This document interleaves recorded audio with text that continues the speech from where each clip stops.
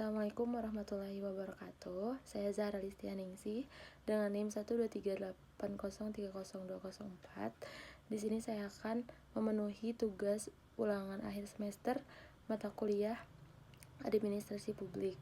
Di sini saya akan membawa materi mengenai reformasi administrasi. Yang pertama, reformasi sendiri yaitu menurut Kamus Besar Bahasa Indonesia adalah perubahan secara drastis untuk perbaikan bidang sosial, politik, atau agama dalam suatu masyarakat atau negara. Jika lihat dari pandangan hukum, reformasi diartikan sebagai perubahan secara drastis untuk perbaikan dalam bidang hukum dalam suatu masyarakat atau negara.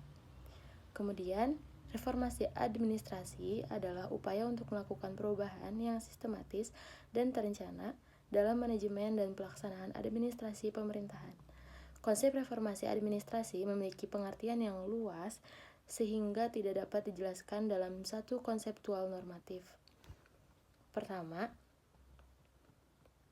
menurut Lee 1976 dan Samonte 1970 mendefinisikan reformasi administrasi sebagai penerapan ide-ide baru atau kombinasi ide guna meningkatkan sistem administrasi agar mampu melaksanakan tujuan pembangunan nasional. Selain itu, diartikan juga sebagai inovasi secara terencana untuk meningkatkan kemampuan sistem administrasi sebagai social agent yang lebih efektif, instrumen yang lebih baik untuk menyelenggarakan demokratisasi politik, keadilan sosial, dan pertumbuhan ekonomi, yang merupakan unsur terpenting dalam proses nation building dan pembangunan. Kemudian, masuk ke dalam ciri-ciri reformasi administrasi dapat bervariasi bergantung pada konteks dan tujuan dari reformasi tersebut.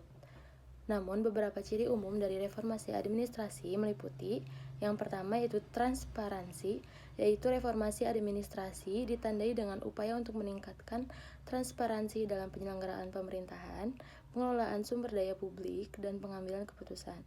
Kemudian yang kedua yaitu akuntabilitas, yaitu reformasi administrasi bertujuan untuk meningkatkan tingkat akuntabilitas dalam tindakan dan keputusan pemerintah, sehingga memungkinkan pemerintah untuk bertanggung jawab atas kinerja dan hasil dari kebijakan dan program yang diimplementasikan.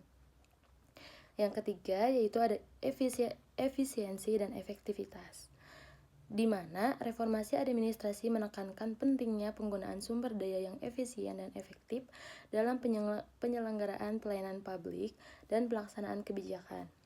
Kemudian yang keempat ada partisipasi masyarakat, yaitu reformasi administrasi memperkuat partisipasi masyarakat dalam proses pengambilan keputusan dan pelayanan publik, sehingga memungkinkan masyarakat untuk terlibat aktif dalam pembentukan kebijakan dan evaluasi kinerja pemerintah.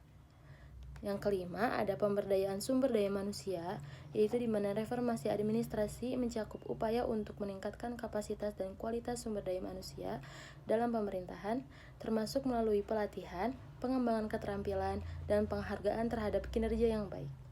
Kemudian yang keenam, ada penggunaan teknologi informasi, yaitu di mana reformasi administrasi seringkali melibatkan pemanfaatan teknologi informasi untuk meningkatkan efisiensi operasional, aksesibilitas layanan publik, dan transparansi dalam penyelenggaraan pemerintah.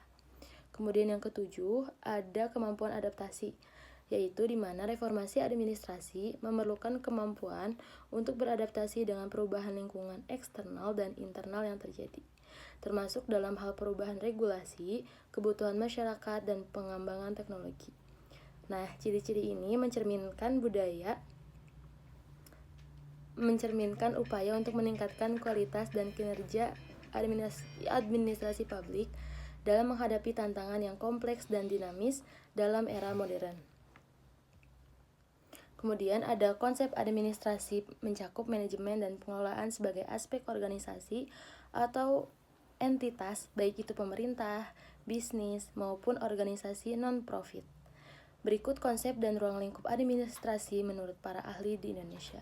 Pertama, menurut Profesor Dr. Moeljarto Cokroasito, di mana salah satu tokoh penting dalam studi administrasi di Indonesia, menekankan pentingnya pengelolaan sumber daya manusia dan menekankan pentingnya pemberdayaan masyarakat dalam administrasi publik.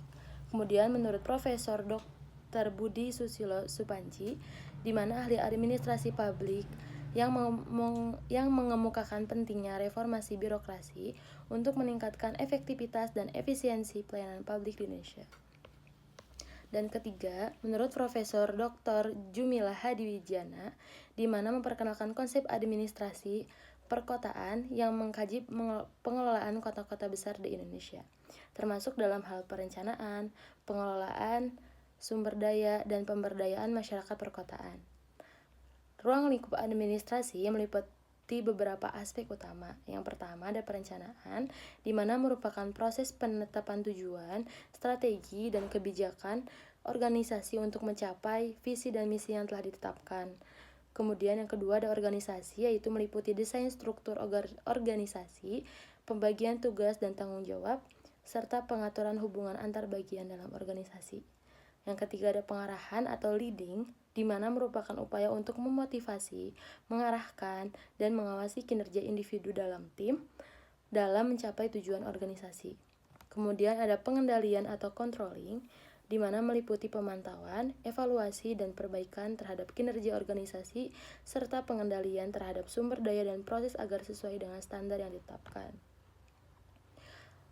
Nomor kelima yaitu pembangunan sumber daya manusia, di mana merupakan upaya untuk mengembangkan keterampilan, pengetahuan, dan kemampuan individu dalam organisasi melalui pelatihan, pengembangan karir, dan manajemen kinerja. Kemudian yang keenam ada keuangan dan akuntansi, di mana meliputi manajemen anggaran, pengelolaan keuangan, pelaporan keuangan, dan pemantauan kinerja keuangan organisasi. Kemudian ada teknologi informasi, di mana teknologi